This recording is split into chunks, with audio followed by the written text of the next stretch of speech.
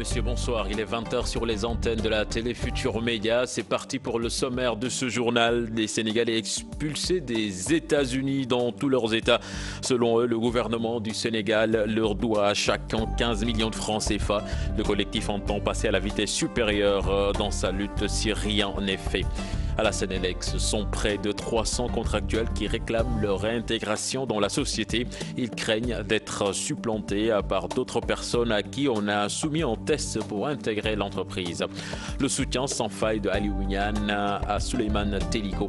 L'ancien président de l'UMS soutient qu'il n'a rien à se reprocher. Aliou Niane accuse le garde des Sceaux qui, dit-il, manque de respect envers les magistrats. Net recul de la délinquance, du trafic de drogue, du vol de bétail entre autres en 2016. C'est une annonce de la gendarmerie nationale qui faisait son bilan de l'année 2016. Et puis l'invité du 20h, il s'appelle Wali Fall, ancien maire de Dieuppeul, membre de la coalition Benno Bokk Yakaar. Il sera en fin de journal avec Mamadou Ibra Kane. Voilà le sommaire de cette édition. Dans quelques instants, le développement.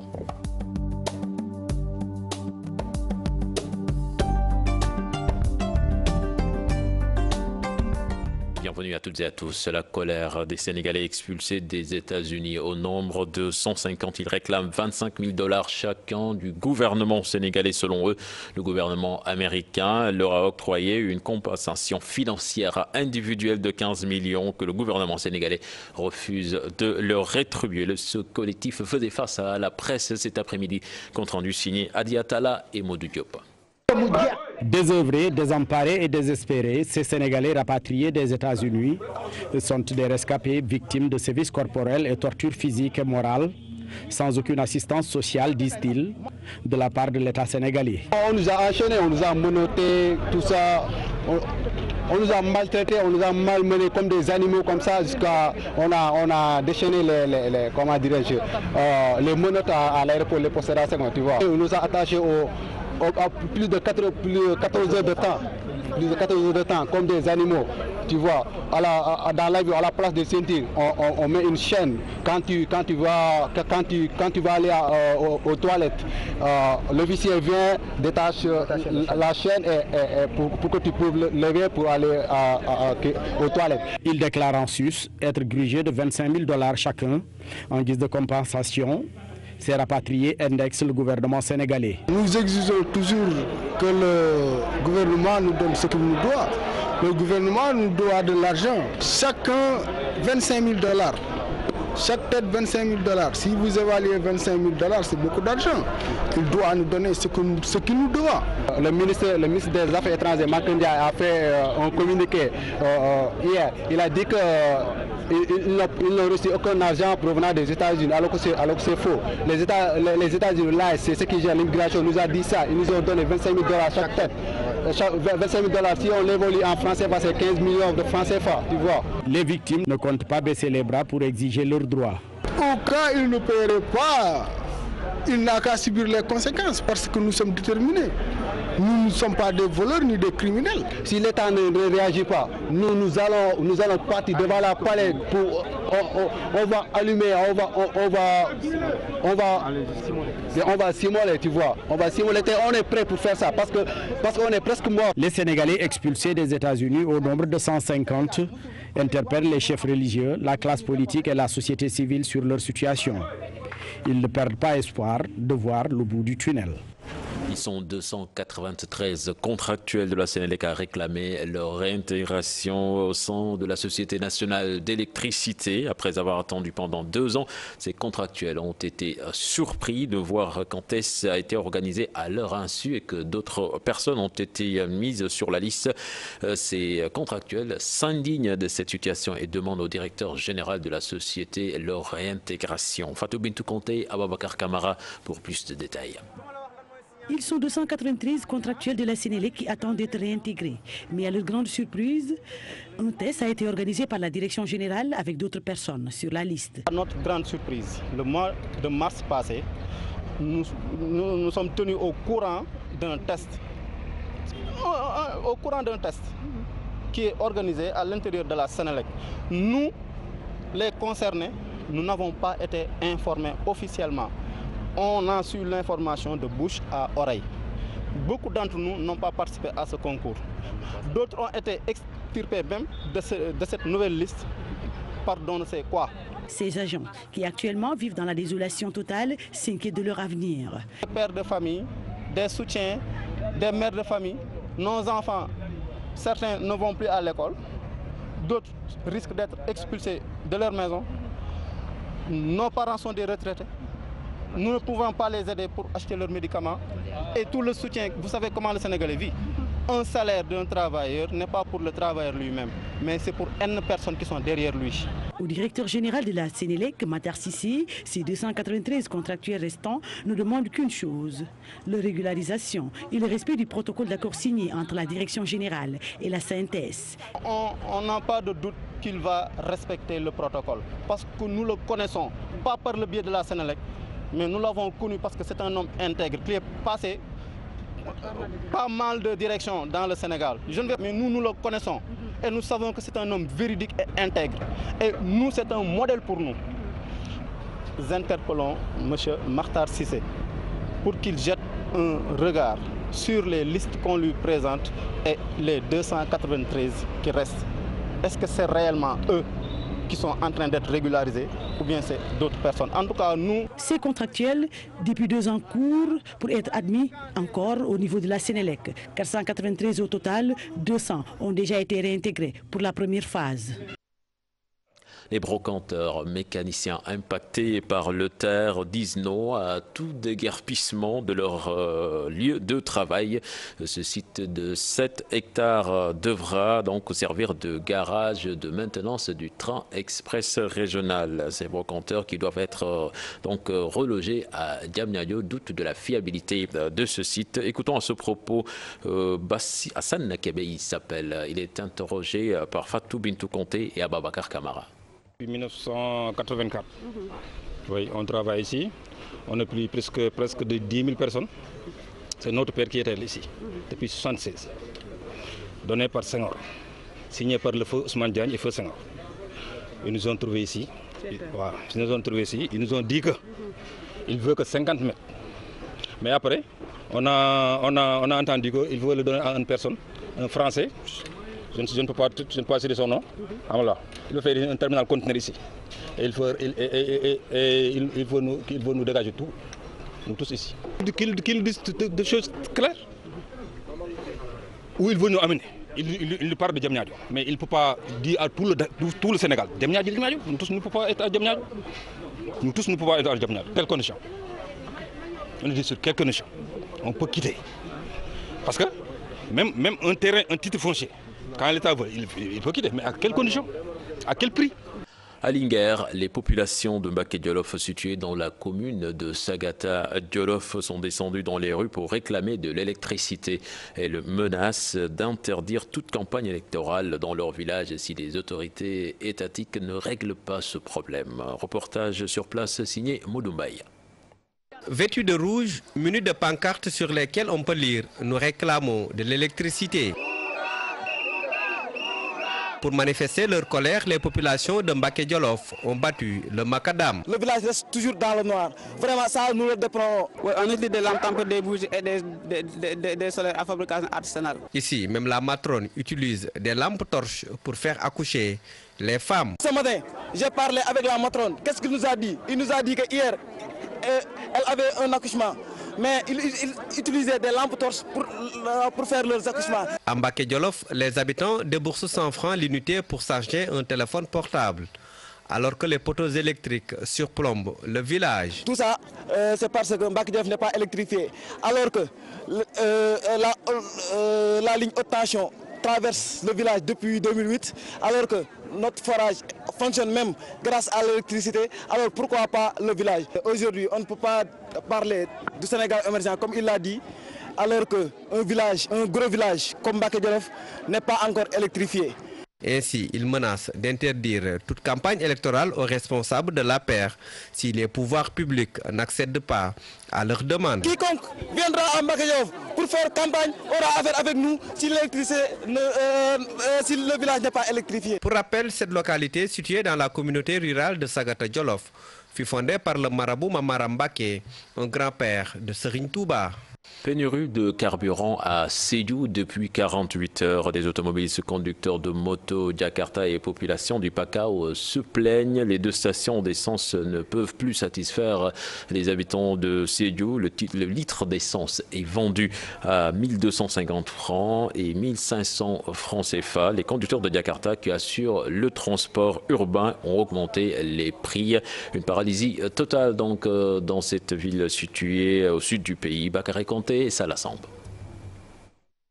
Chez Star Oil comme chez Total, tout est en sec, la ville est en panne, une paralysie totale depuis 72 heures dans la capitale du Pakao. Les automobilistes et conducteurs de moto Jakarta se plaignent. Bon, c'est parce qu'il n'y a pas assez de stations. Alors nous, on n'a que 2 stations dans la région et toute la région vient puiser du carburant ici. Cause pour laquelle des fois on est confronté à ce genre de problèmes. Le prix du litre d'essence est vendu entre 1250 et 1500 au lieu de 1000 francs. Conséquence, les prix du transport urbain augmentent. Vous savez, nous, notre prix, il est unique. Mais aujourd'hui, comme il n'y a pas de carburant dans toute la région, on a augmenté de 300 à 400 francs. C'est vrai, c'est trop difficile parce que vous savez qu'à Sédhiou, il n'y a pas de car urbain, il n'y a pas de taxi. C'est anormal, il n'y a pas d'essence à Sédhiou. Le prix du déplacement est entre 300 et 400 francs. Cela est anormal. Même mon grand frère payera 300 francs. Les clients se plaignent.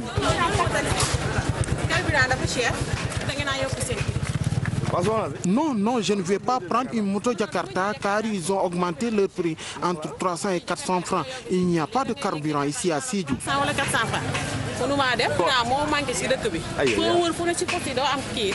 Les populations souhaitent l'arrivée de d'autres stations d'essence pour éviter de pareilles situations. Les propriétaires des stations d'essence refusent de s'exprimer.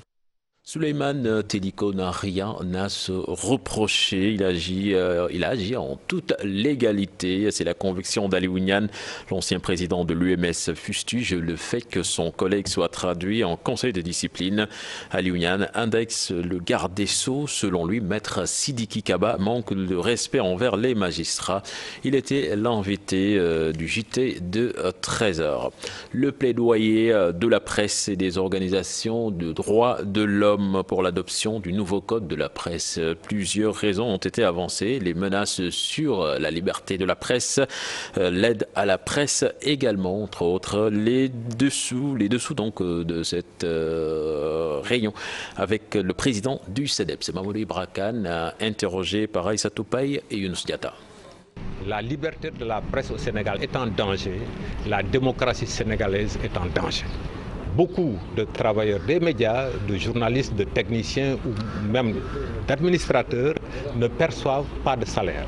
Même la retraite de ces travailleurs-là n'est pas prise en compte parce que les entreprises de presse ne cotisent pas toutes au niveau de l'IPRES. La loi 9604 qui régit la presse au Sénégal est totalement dépassée, elle est totalement obsolète, ce qui fait qu'aujourd'hui l'accès à la profession n'est pas réglementé et tout cet environnement juridique-là devait trouver sa réponse dans un projet de code de la presse qui a été initié depuis 2009, mais où par absence de volonté politique, ce projet de code de la presse-là, jusqu'au mois d'avril 2017, n'a pas encore été adopté.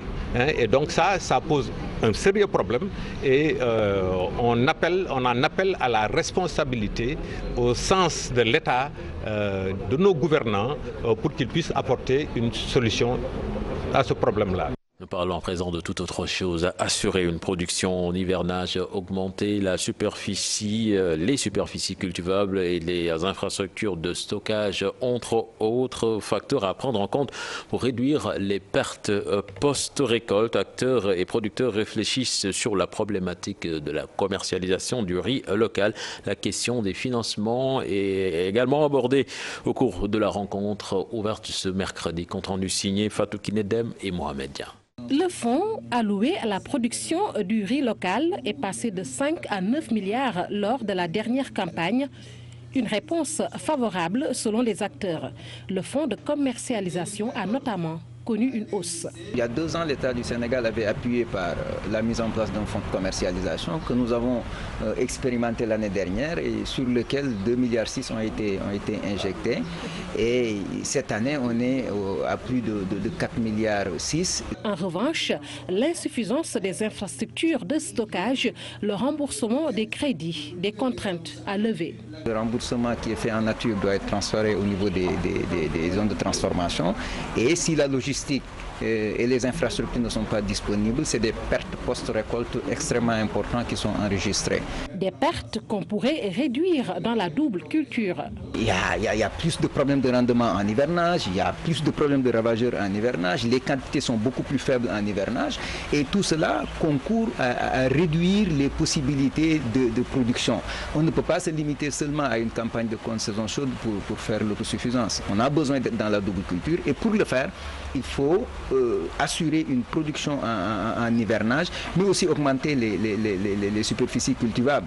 L'autosuffisance en riz, un objectif que le Sénégal peut atteindre. Toutefois, pour y arriver, les niveaux de rendement, surtout dans le nord du pays, doivent être relevés. Je vous le disais en titre, la gendarmerie nationale dresse le bilan de ses activités pour l'année 2016. Les hommes du général Meïssenia ont constaté un net recul de la délinquance, du trafic de drogue, du vol de bétail, mais aussi de la coupe de bois illicite. La gendarmerie nationale faisait face à la presse ce matin. Compte rendu signé d'Issa Prera et Modou Diop. La revue du travail de l'ensemble des unités de gendarmerie dégage une tendance à la baisse, qu'il s'agisse du trafic de drogue, du vol de bétail ou de la lutte contre la coupe illicite de bois. Des résultats notoires ont été observés pour l'année 2016. À propos du trafic de drogue, avec les saisies que nous avons opérées, les tendances sont à la baisse. Ça s'explique quand même par plusieurs facteurs. Certainement, avec le concours de tous, en tout cas les saisies ont augmenté.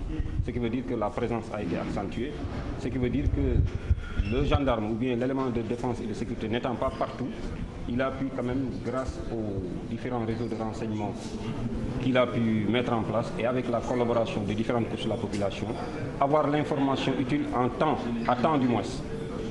C'est pourquoi donc, concernant, comme vous l'avez dit, le vol de bétail, à partir de l'analyse des données, en retour, nous faisons des suggestions au commandement qui les reprend sous forme d'ordre adressés aux différents responsables.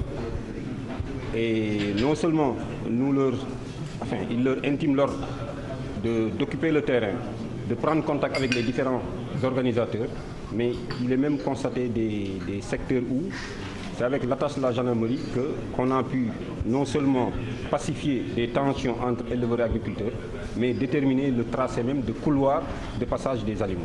Si pour ces domaines des résultats probants sont notés, la gendarmerie a constaté à elle seule 503 décès dus aux accidents de la route.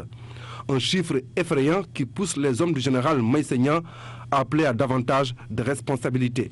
Pour les 503 victimes recensées au niveau du secteur de compétence de la gendarmerie, mais il va falloir faire des efforts, tous Sénégalais réunis, qu'on essaie de changer notre comportement. Parce qu'on a l'habitude de dire que la présence du gendarme marque le début ou le commencement de la sagesse.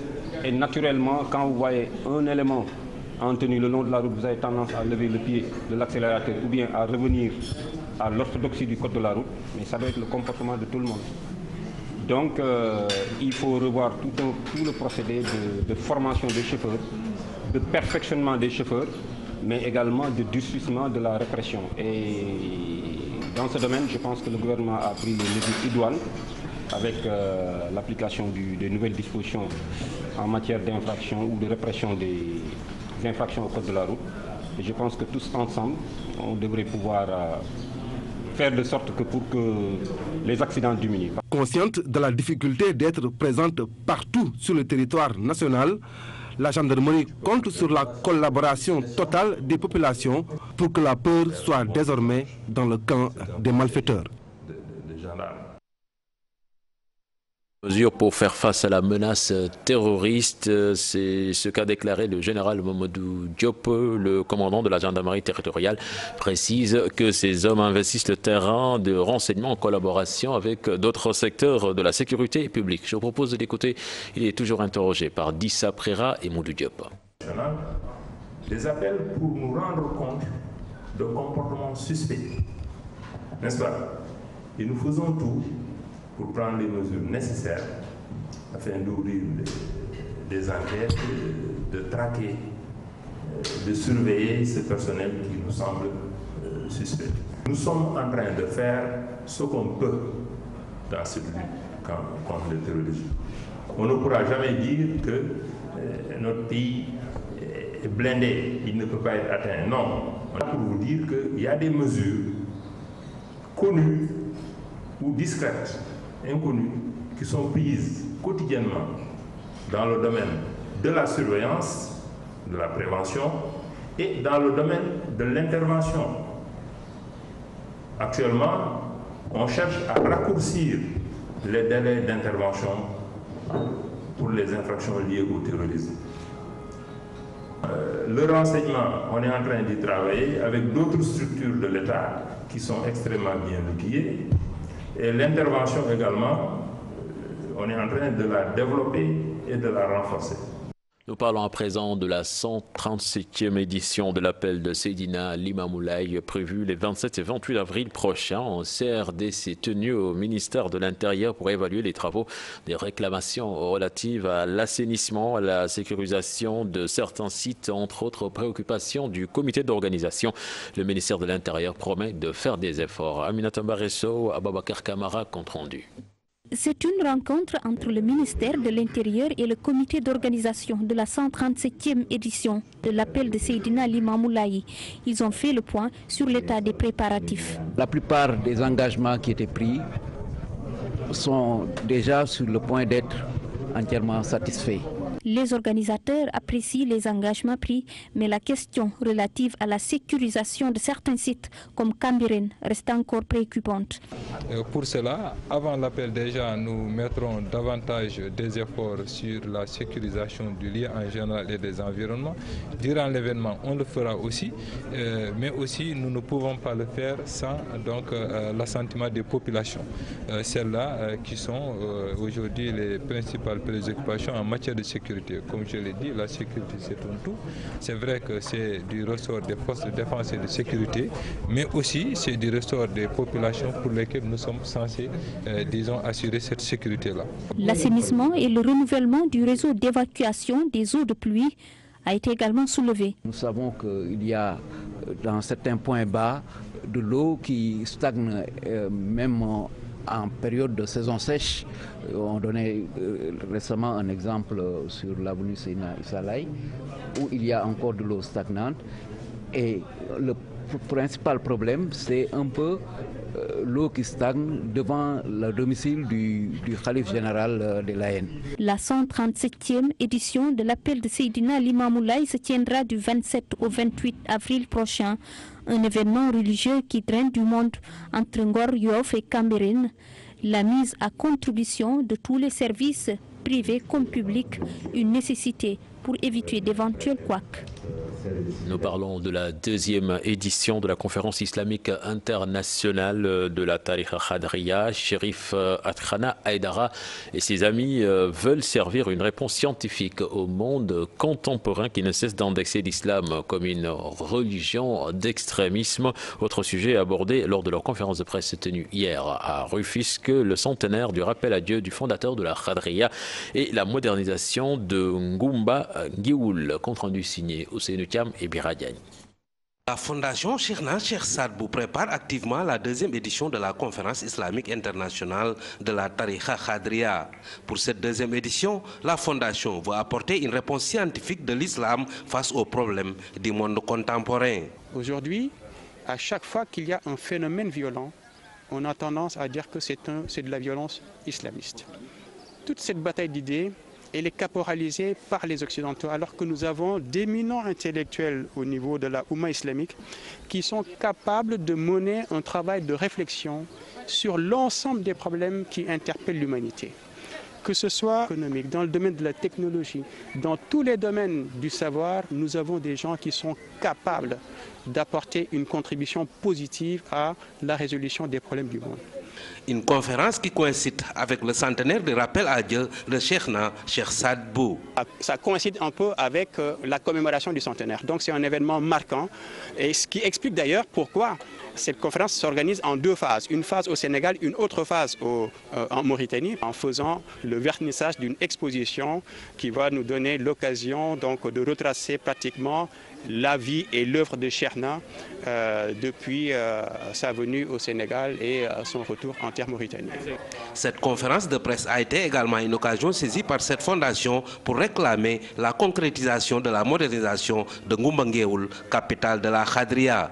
Avec l'avènement du président Macky Sall, il y a un programme national de modernisation des cités religieuses et nous pensons que ce programme va s'accélérer et que la réalisation, la concrétisation justement de ce projet de modernisation de Ngoumba se verra dans un avenir relativement proche.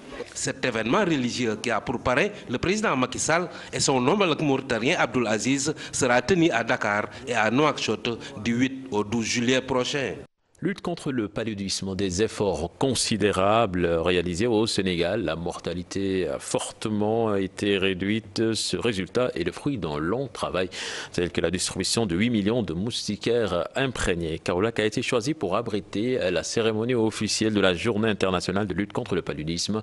Là-dessus, nous écoutons le coordonnateur du PNLP. Il est interrogé par Fatigan Younous Diatta. Nous avons fait beaucoup d'efforts dans la lutte contre le paludisme au Sénégal, puisque nous avons réduit la morbidité proportionnelle, c'est-à-dire le nombre de cas de paludisme par rapport au nombre de cas total à 3%. Et nous avons aussi réduit la mortalité proportionnelle, c'est-à-dire le nombre de décès par rapport au total des décès au niveau des structures sanitaires à 2%. Ceci, nous l'avons eu grâce aux interventions à haut impact qui ont été déclinées dans le plan stratégique national de lutte contre le paludisme 2016-2020. C'est des interventions de lutte antivectorielle que nous menons. Et dans cette lutte antivectorielle, il y a la campagne de distribution de moustiquaires imprégnés à longue durée d'action. Et pour 2016, l'État du Sénégal, avec l'appui de ses partenaires, a eu à distribuer plus de 8 millions de moustiquaires imprégnés. Le choix de Kaolack est très significatif parce que Kaolack fait partie des points où en tout cas le paludisme nous pose encore problème.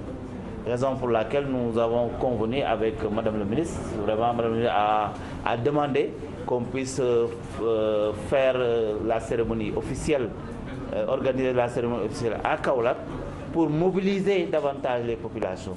L'actualité internationale nous mène en RDC, en France, en Inde et au Mali où l'armée a enregistré des pertes en vie humaine dans la région de Tombouctou. Le point avec Daniel Diouf. Plusieurs militaires maliens ont péri dans la région de Tombouctou mardi dans une attaque imputée aux djihadistes. Selon des sources concordantes rapportées par Africa News, l'attaque a visé un camp de l'armée malienne à Gourma-Rarou, à quelques 120 km à l'est de Tombouctou. L'armée a perdu 4 militaires et des véhicules calcinés. Les victimes sont des bérets rouges, une unité d'élite de parachutistes. La mission de l'ONU au Mali, la MINUSMA, a dénoncé dans un communiqué une attaque terroriste perpétrée par des hommes armés non identifiés. Une enquête de l'agence de presse Reuters fait du bruit en République démocratique du Congo. Elle porte sur les prix des nouveaux passeports biométriques qui ont été mis en place depuis novembre 2015. Selon l'agence britannique citée par nos confrères de RFI.fr, près de la moitié des recettes générées par la vente de ces nouveaux passeports s'évaporent dans une société offshore détenue par un proche du président, Résultat, en République démocratique du Congo, de plus en plus de voix réclament que la justice congolaise se saisisse de cette affaire. 185 $ par passeport biométrique, l'un des prix les plus élevés au monde. Selon l'agence de presse Reuters, sur ces 185 $, seuls 65, moins de la moitié donc, reviendraient dans les caisses de l'État. 60 $ seraient reversés à une société basée aux Émirats arabes unis. 48 $ reviendraient à l'entreprise belge qui produit ces documents de voyage et 12 $ à une société installée à Kinshasa. En France, 2 hommes soupçonnés de préparer un attentat lié à l'élection présidentielle ont été arrêtés mardi à Marseille.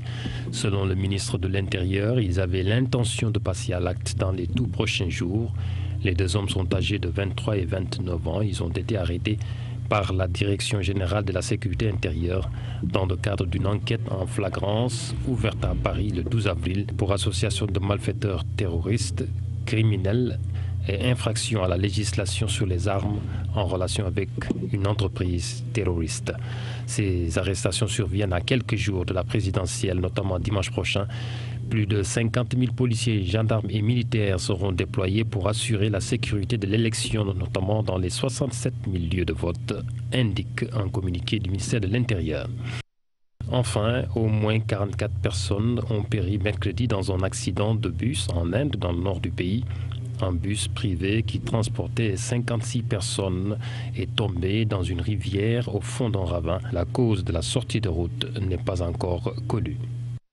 Daniel Diouf, merci. C'était le dernier élément de ce journal. Prochain rendez-vous pour l'information, ce sera avec vous, le bulletin de 0h, avec Daniel Diouf. Mais en attendant, on vous laisse avec Mamadou Ibra Kane pour l'invité du 20h. Il reçoit Wali Fall de Benno Bokk Yakaar. La politique au menu ce soir, Wali Fall, notre invité, il est l'ancien maire de Dieuppeul et président du mouvement